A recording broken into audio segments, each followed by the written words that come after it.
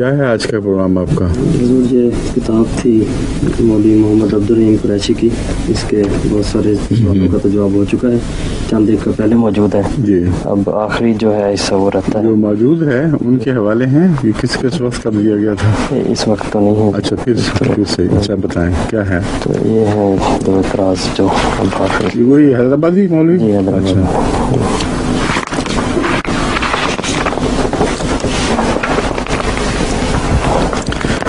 ये इन साहब का एक एतराज़ ये है कि अफ्यूनी थे नाउज़ुबिल्लाह मिन ज़ालिक, और दूसरा ये है कि शराबी थे।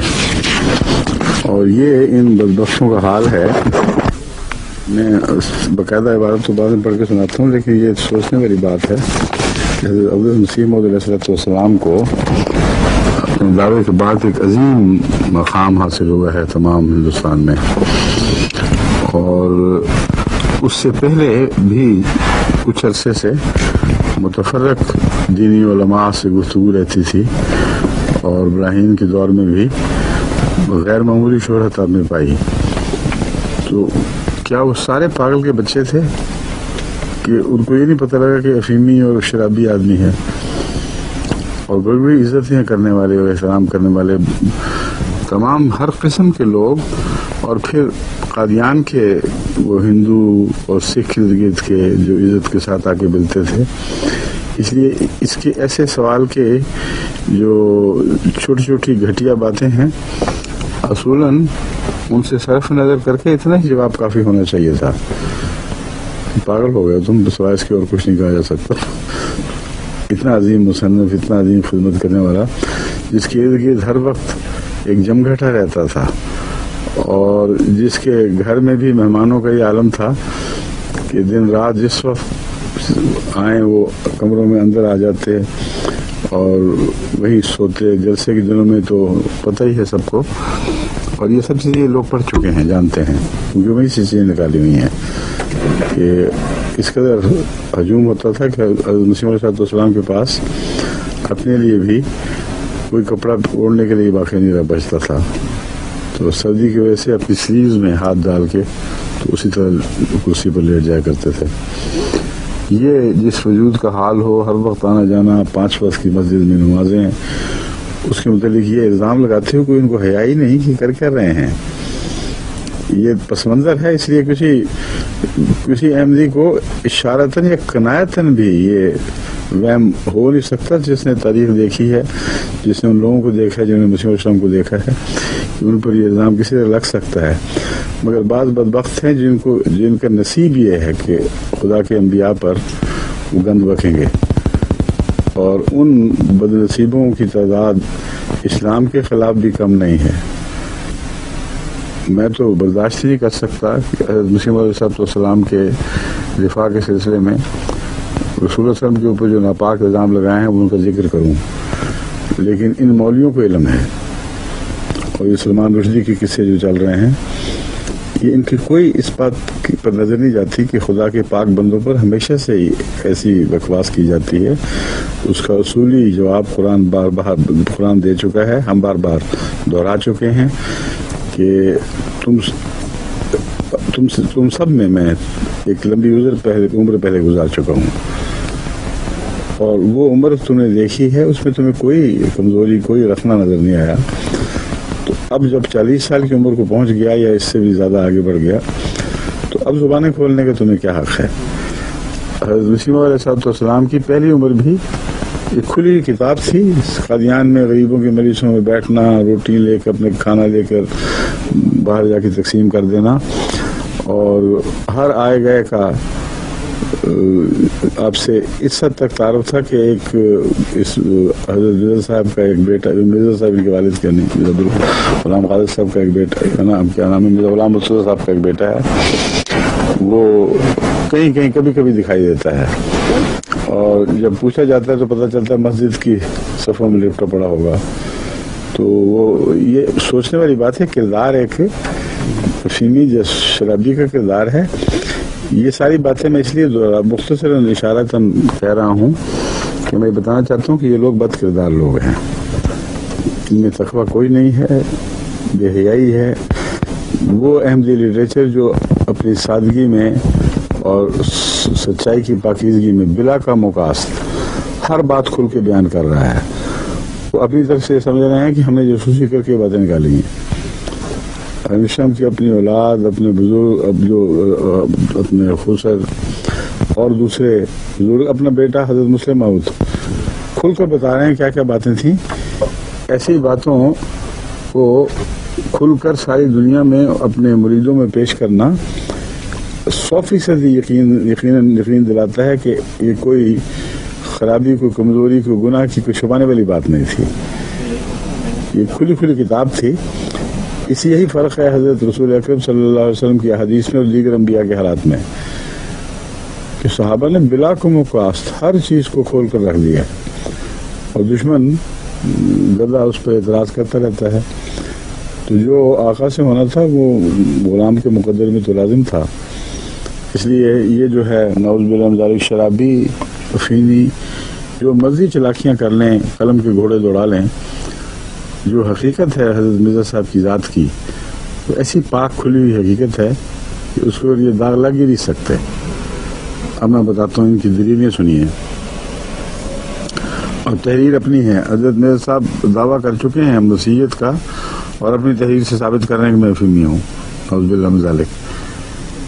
یہ پاگلوں والی بات حد سے زیادہ بیوقوفی ہے.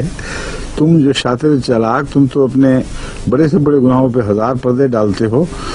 جب کوئی ایک شخص اپنی کیفیات خود بیان کر رہا ہے اور دعوے دار ہے، یہ بات تو بہرحال قطعی ہے کہ وہ نتیجہ جو تم نکال رہے ہو اسے نہیں نکل سکتا. یہ بھی سوچ نہیں، اتنی بھی عقل نہیں ہے ان لوگوں کو.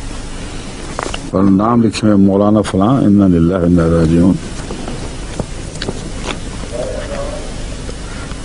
لکھتے ہیں مرزا غلام احمد قادیانی نے خود لکھا. اب دیکھو وہ دعوے دار مسیحیت مرضیت اپنے ہاتھوں پکڑ گیا، خود لکھا کہ میں کیا ہوں. مجھے اس وقت اپنا ایک سرگزشت واقعہ یاد آ گیا، اور وہ یہ کہ مجھے کئی سال سے ذیابیطس کی بیماری ہے. ایک دفعہ ایک دوست نے مجھے یہ صلاح دی کہ ذیابیطس کے لیے افیون بہت مفید ہوتی ہے، بس علاج کی غرض سے مذائقہ نہیں کہ افیون شروع کر دی جائے. میں نے جواب دیا کہ آپ نے بڑی مہربانی کی کہ ہمدردی فرمائی، لیکن اگر میں ذیابیطس کے لیے افیون کھانے کی عادت کر لوں تو میں ڈرتا ہوں کہ لوگ ٹھٹھا کر کے یہ نہ کہیں کہ پہلا مسیح تو شرابی تھا اور دوسرا افیونی. اس میں یہ بات تو قطعی ہے کہ اس تحریر کے بعد کوئی دوسری گواہی بے معنی اور بے حقیقت ہے. لیکن ایک بات اس میں غور طلب ہے کہ فرماتے ہیں کہ ذیابیطس کے لیے افیون کھانے کی عادت کر لوں تو میں ڈرتا ہوں کہ لوگ ٹھٹھا کر کے یہ نہ کہیں. یہاں شرعی عذر نہیں دے ہے کوئی، اور ان کے بہت سارے علماء جو خدمہ نبوت کی پیر فقیر علماء ہیں اور دوسرے بھی یہ افیون کی عادی ثابت شدہ ہیں. اور افیون کھانا مولویوں میں کئیوں میں عادت تھی. چنانچہ کئی جو احمدی ہوئے ان کے لیے ہمیں پتہ ہے مشکل پڑی تھی، انہوں نے بڑی مشکل سے آہستہ کم کی، لیکن وہ بچپن میں اپنے اسکولوں کالجوں میں عادت پڑی ہوئی تھی، کیونکہ مولوی اس کو حرام نہیں سمجھتے. تو جہاں حرام نہیں ہے وہاں بھی احتیاط ہے. یہ بات ہے غور طلب. عام مسئلہ یہی ہے کہ افیون حرام نہیں ہے، لیکن ایک بد عادت ہے. تو اس پر بھی آپ فرماتے ہیں کہ میں باوجود علاج کے لیے حرام کا بھی استعمال جائز ہو جاتا ہے، مگر میں اس احتیاط سے کہ پہلے مسیح پر بھی ایک الزام لگ گیا تھا، مجھ پر بھی یہ الزام نہ لگ جائے، میں اس سے پرہیز کرتا ہوں. کہتے ہیں ایک طرف تو یہ کہا اور دوسری طرف ایک مرکب بنایا اور مریدوں کو باور کرایا کہ افیون کے مرکب کی ترکیب خدا تعالی نے بتائی ہے.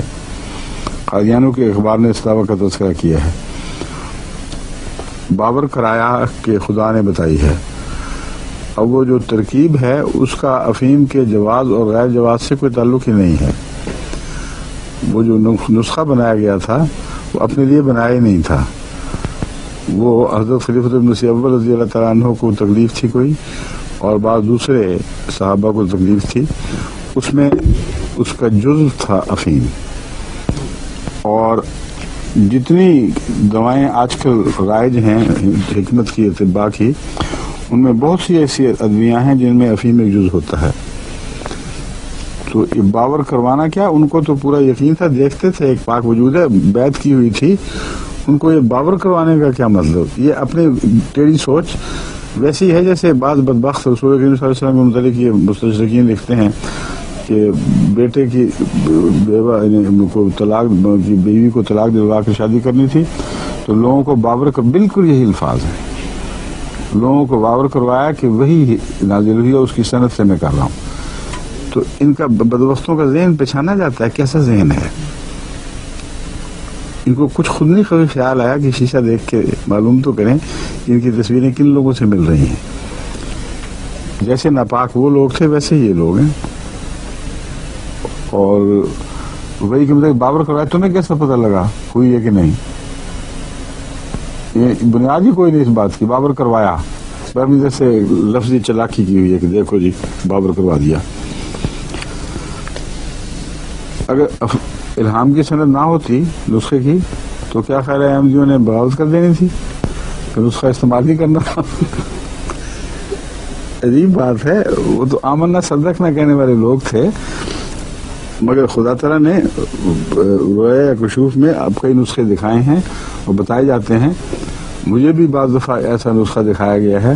کل ہی میں نے وکیل تفسیر جو قائم مقام ہے حاجی علی صاحب، ایڈیشنل قائم مقام نہیں، ان کو بتایا ہے کہ مجھے رویا میں کینیڈا میں دکھایا گیا افریقہ کے ملکوں میں جو ہمارے مبلغ کام کرتے ہیں ان کے لیے ملیریا آفیشینلس 1,00,000 طاقت میں دینا چاہیے.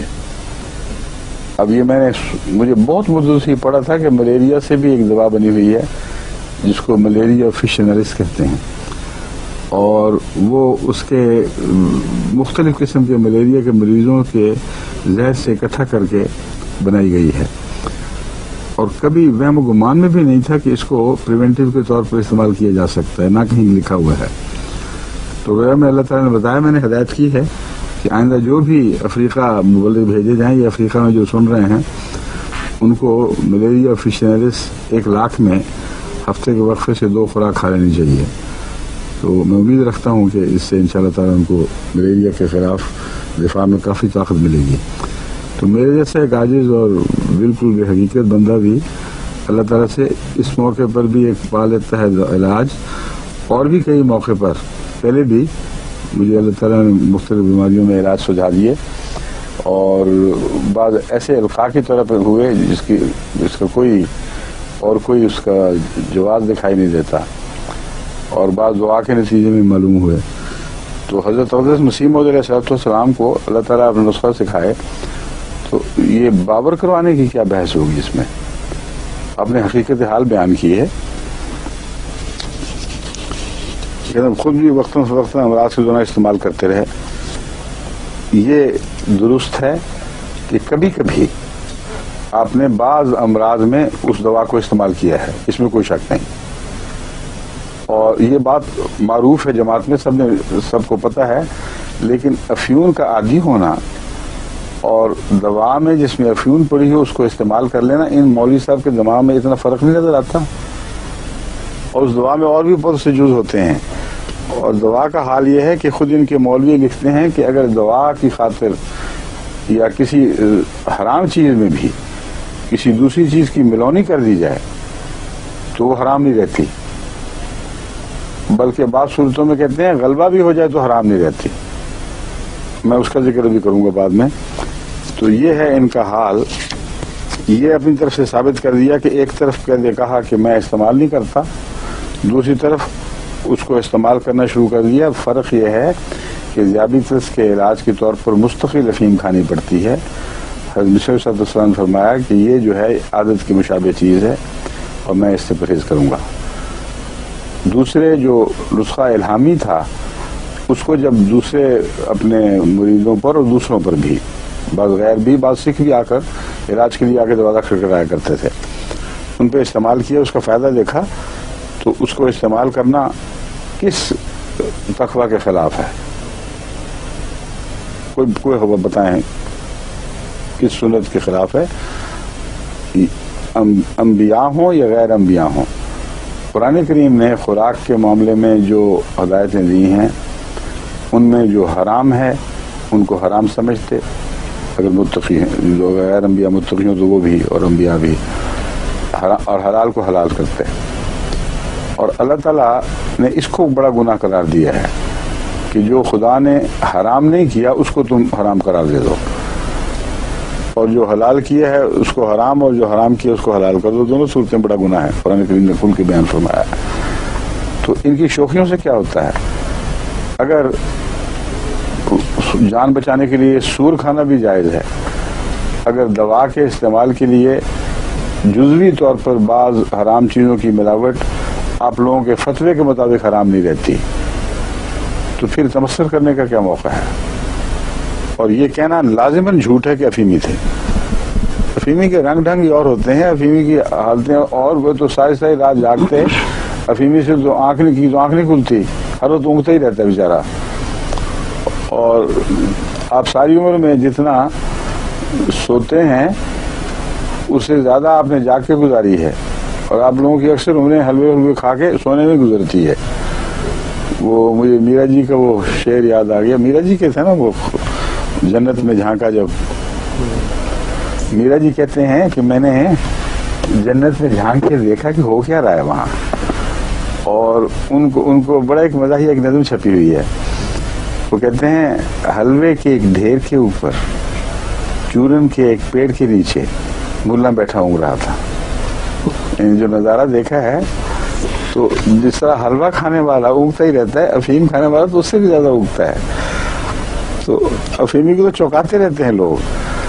حضرت مسیح موعود علیہ السلام بیدار مغز، راتوں کو جگانے والے، اور حیرت انگیز ہے کہ کس حد تک معمولی آرام آپ کو میسر آتا تھا. ان کو افیمی کہہ دینا سوائے کہ تم اپنا منہ گندا کرتے ہو، اس سے زیادہ کوئی حقیقت نہیں ہے. چاند پر تھوکو جتنا مرضی، مگر یہ گندا تھوک چاند پہ نہیں پہنچے گا، تمہارے اپنے منہ پہ پڑے گا.